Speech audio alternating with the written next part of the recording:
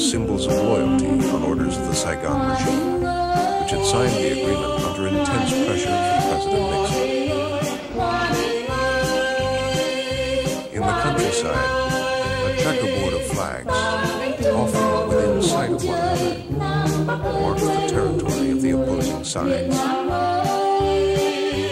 The agreement left Viet Cong and North Vietnamese forces in the zones they controlled in the south, awaiting a political compromise. The communists welcomed the agreement as recognition of their legitimacy. They did not see themselves as aggressors. To them, the Americans actually the struggle was not over. Two huge armies, one equipped by America, the other by the Soviet Union, stood poised head to head over a battered and exhausted land. But America was still committed to South Vietnam.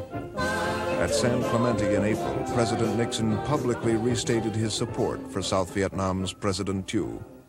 Well, Mr. President and ladies and gentlemen, as our joint communique indicates, President Thieu and I have had very constructive talks with regard to how we shall work together in the years ahead, working for the program of peace, which we now hope will all be the wave of the future, not only for the Republic of Vietnam, but for all of the countries in Indochina. Mr. President, we have been allies in a long and difficult war, and now you can be sure that we stand with you as we continue to work together to build a lasting peace. Nixon also renewed a secret pledge to Thieu. He would respond with full force if the communists broke the ceasefire. Thieu expected American air power to save him, but Nixon's own power. On August 15, 1973, American bombers completed their final wartime mission over Indochina. The bombing cutoff was the first decisive step Congress had taken to end the war. The South Vietnamese Army, resupplied with American weapons, held its own through the rest of 1973.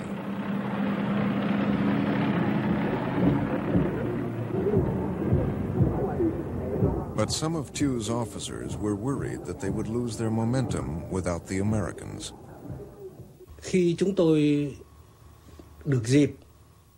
When we expressed our concerns to President Thieu, he replied that he agreed with us.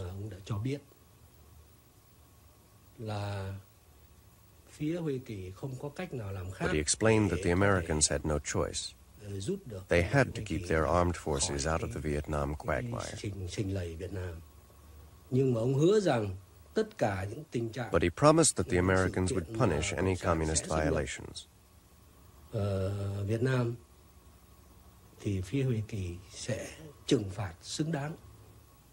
And we believed him.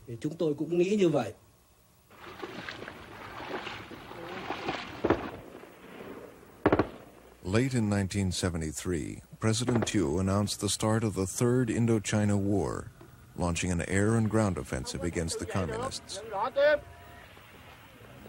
Thieu saw no alternative to war. He was convinced that the political compromise called for in the agreement would lead to a communist takeover. He was determined to fight on, believing that America still stood behind him.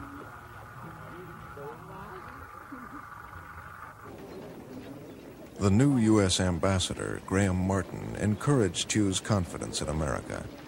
By August of 1974, the military balance had begun to shift against President Thieu.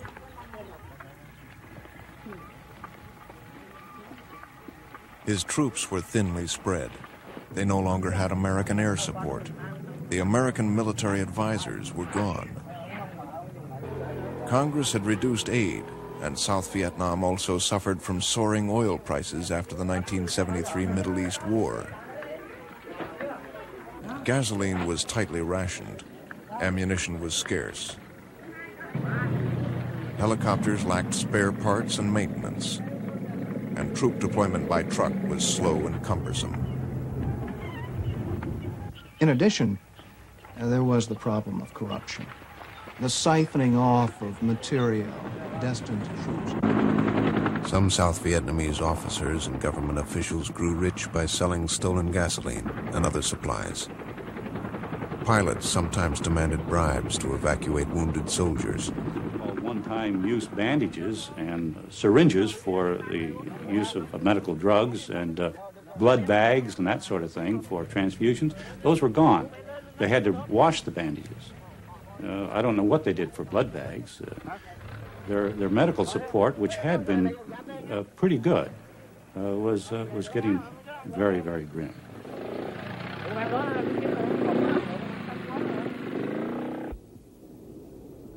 More than 31,000 South Vietnamese soldiers died in 1974, their highest number for any year except 1972.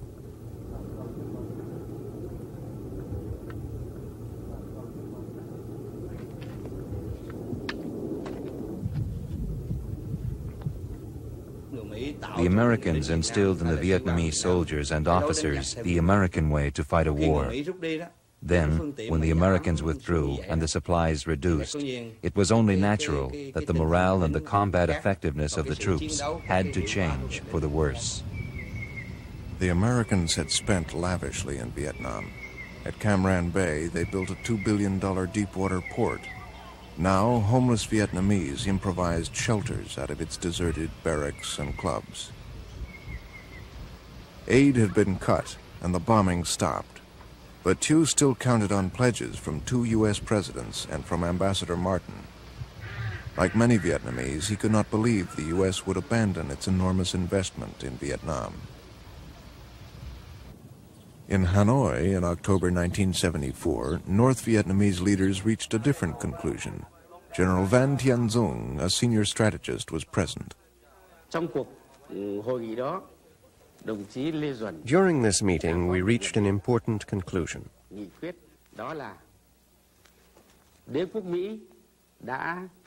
The American imperialists had already withdrawn their troops from the southern part of Vietnam, and it would be very difficult for them to return. Therefore, no matter how much aid they gave the Saigon regime, they could not prevent the collapse of that regime.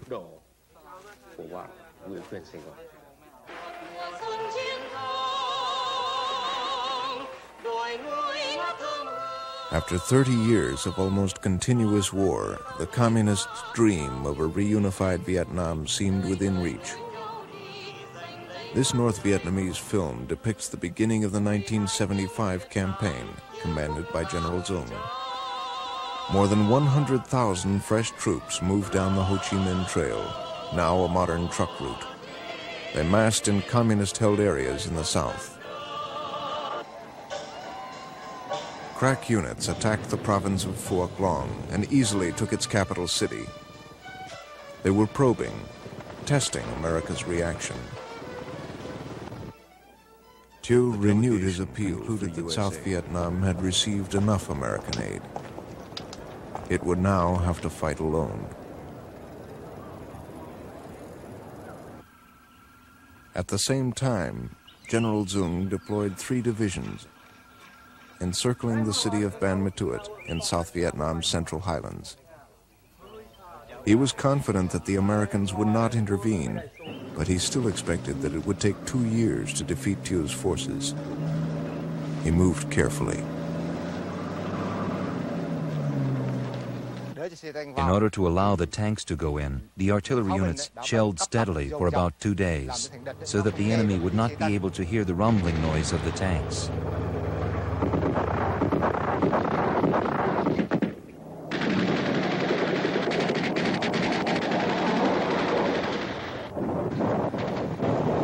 Dung also staged several diversionary attacks around Pleiku, another highland city. The South Vietnamese were lured into defending Pleiku, weakening Ban Ma Thuot's defenses. As they left, Zung's troops moved. We were ordered to fight the enemy at close range, to cling to their belts, as we put it.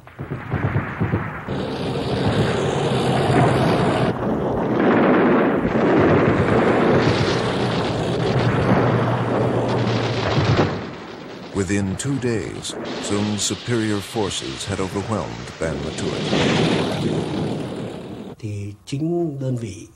My own Air Force unit transported 2 regiments of special forces to Pleiku in order to retake Ban Matuit. But to our complete surprise, on the 14th, there was an order to withdraw from Pleiku. Nobody could believe it. President Thieu made a crucial decision. He ordered his forces to abandon the northern and central provinces and form a new line of defense further south.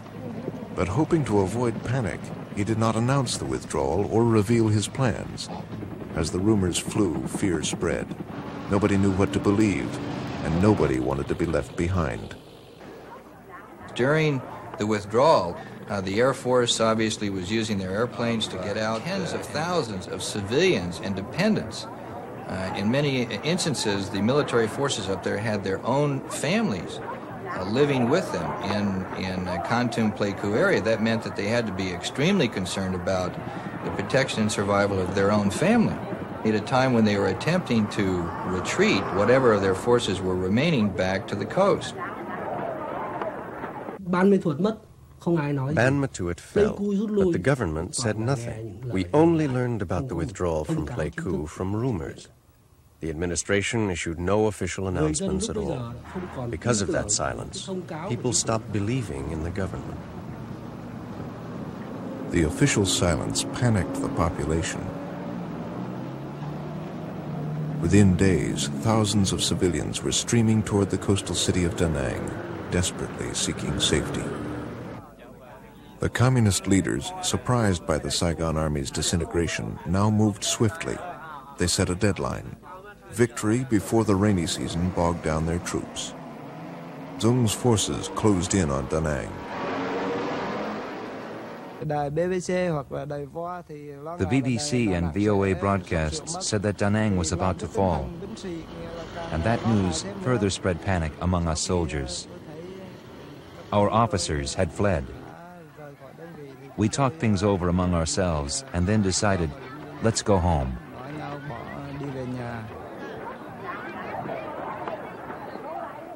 By March 21st, 100,000 refugees, many of them troops and their families, had crowded into Da Nang.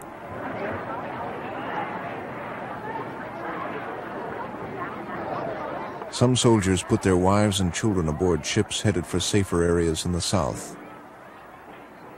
Many failed to get out. The plane ticket now to Saigon is over 100,000 piastres if you can afford it. And of course that means that the rich leave and they take all their belongings. None of the civilian and military planes could land at the Da Nang airport because every time they approached, crowds chased after them in jeeps or motor scooters, trying to get on the planes and go to Saigon.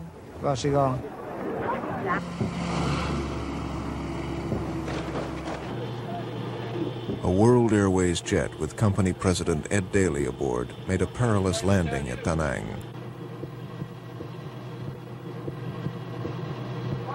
Daly was flying one last rescue mission against official American advice. He wanted to save women and children first, but desperate soldiers jammed into the airplane.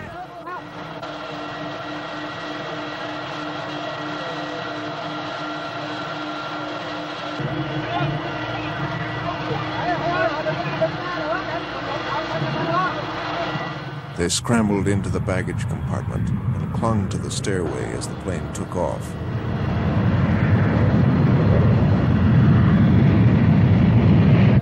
It was the last American flight out of Da Nang.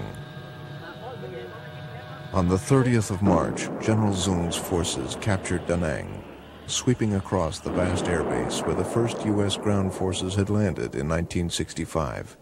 For one of his military camera team, Da Nang was home. I arrived there on the 31st, the day after liberation.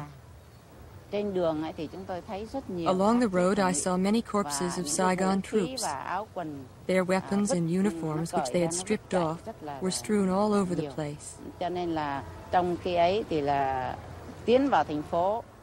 As we entered the city of Da Nang, we encountered a group of disbanded Saigon soldiers. They had been hiding in a graveyard, and they stood up to surrender to us.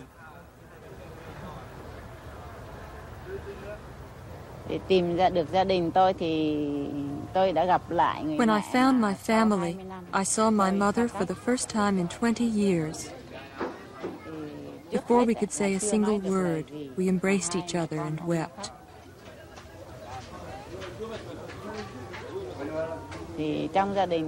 During the conversations with my family, I learned that all my nephews had become Saigon soldiers. Many Vietnamese families had members fighting on both sides. Now, some were reunited for the first time in decades.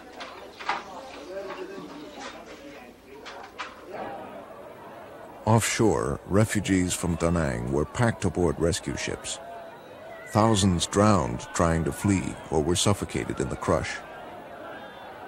As Thieu's army crumbled, the hysteria spread south. Confusion spread even further in the army when rumors multiplied that Vietnam would be again partitioned. Soldiers couldn't understand why ships were being sent to central Vietnam to evacuate their families. If there was going to be another partition, why should they continue to fight? They weighed their options as they braced for battle. If they could crush the Saigon regime, negotiations with the Americans would be unnecessary. Thieu's forces prepared to confront them in Long Con province at Xuan Loc, on the main road to Saigon. They moved into position on April 12th.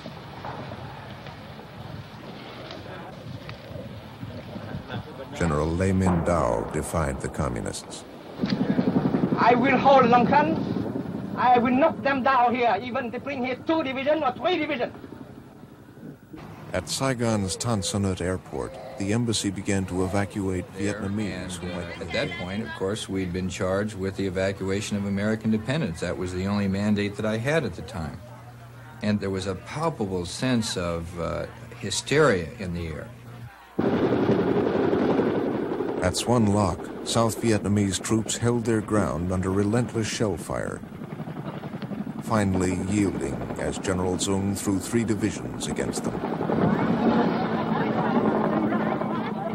On April 21st, the remnants of Thieu's troops were rescued as women and children and the wounded struggled for space on the flights out.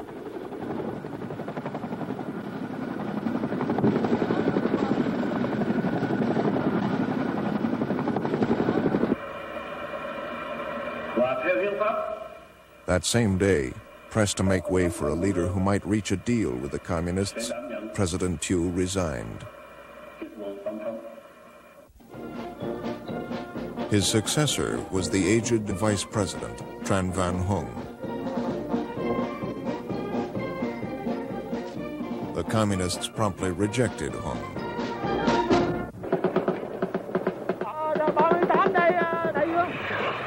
At daybreak on April 28th, South Vietnamese troops faced North Vietnamese commandos at the Newport Bridge. They were at the gates of Saigon.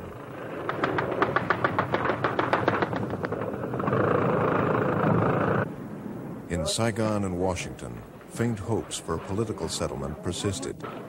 Huong was replaced by Xuan Van Minh, regarded as a figure the communists might accept. As Minh spoke,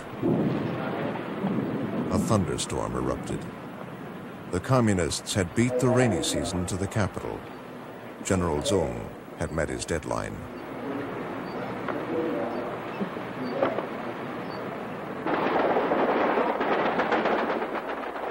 The morning of April 29th, 1975.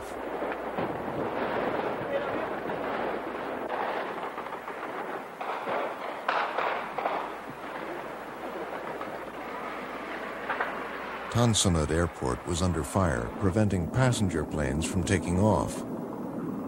But Ambassador Martin was still reluctant to begin a full-scale helicopter evacuation. North Vietnamese artillery was falling intermittently on the airfield. The word went out. All Americans and Vietnamese at risk would be taken out by helicopter to U.S. aircraft carriers. Officials quickly designated departure points at the airport, the U.S. Embassy. Come on, gents, let's move it.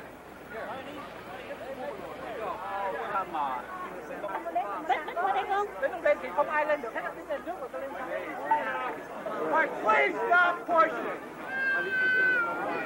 One at a time. We spent the better part of the morning and the early afternoon running convoys back and forth from Saigon back out to Tan Son Nhut Air Force Base.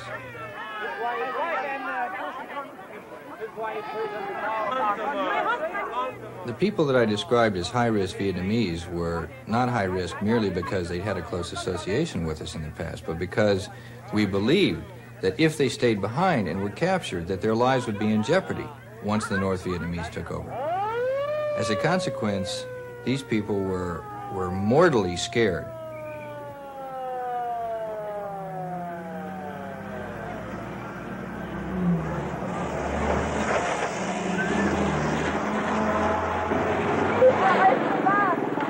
Qu'est-ce qui s'est passé, madame?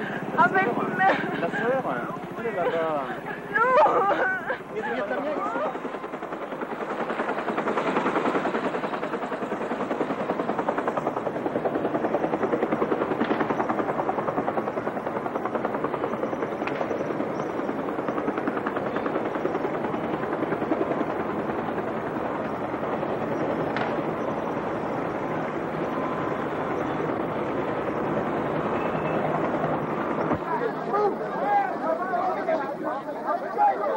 The embassy was completely surrounded by hundreds and hundreds of Vietnamese at the three entrances.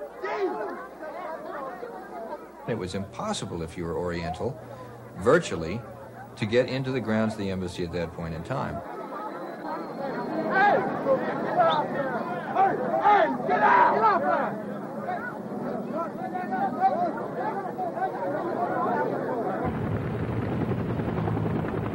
By late afternoon, most Americans and thousands of Vietnamese had reached the U.S. carriers offshore. Thousands more Vietnamese were waiting in Saigon. Some South Vietnamese pilots ditched their aircraft in the South China Sea. Whoa, he's lucky. He's lucky he didn't fall over the top of this one. Chop him to pieces.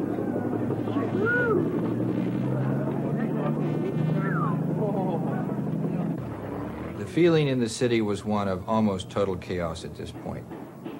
Anarchy, virtual anarchy, was beginning to break out in various streets that we'd attempted to go down. There were armed soldiers in half uniforms, combined Air Force, Marine, Army types that had obviously begun the task of looting and taking advantage of the disorder and confusion that prevailed at that point in time.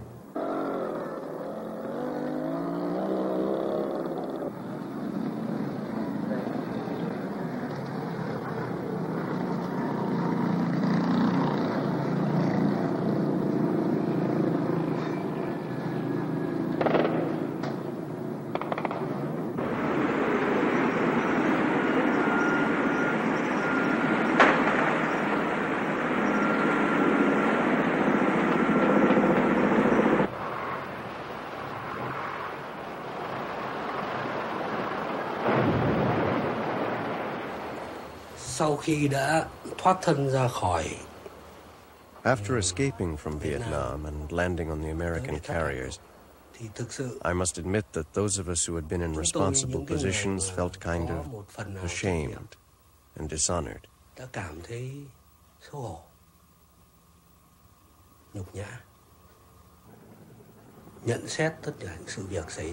To me, it seemed that everything that happened during the last days of South Vietnam had been arranged in advance. And there was nothing that the Vietnamese officers at the lower echelons could do to prevent the situation from coming apart. ở những đơn vị thấp. Cũng không có phương thức gì có thể ngăn cản nổi.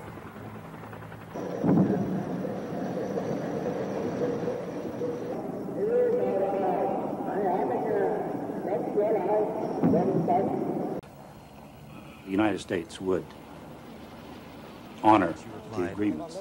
You're in Saigon.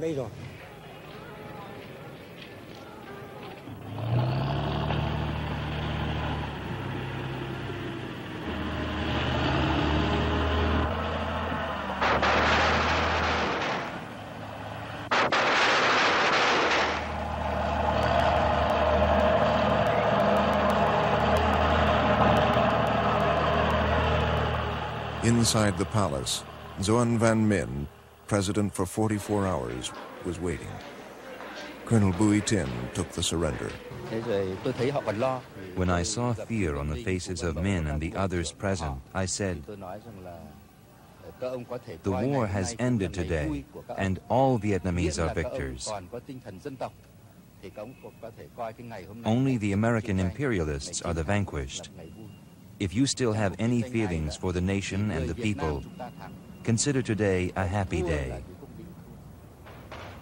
That night, when I sprawled on the lawn of the Independence Palace with members of a communication unit, we all agreed it was the happiest day of our lives, because it was a day of complete victory for the nation, because the war ended.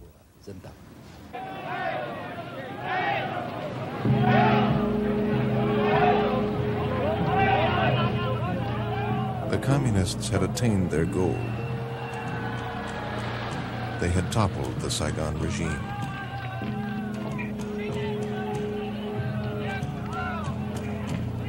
But the cost of victory was high.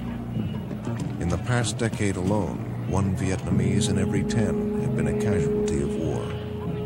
Nearly 1.5 million killed, 3 million wounded. Vietnam had been a tormented land, and its ordeal was not over. Though American equipment still stocked Saigon's markets, the Americans were gone. They counted nearly 60,000 dead and more than 300,000 wounded. It was their first defeat. The promised end of the tunnel had brought not light, but a new uncertainty. New questions. What was America's role in the world? What were the lessons of Vietnam?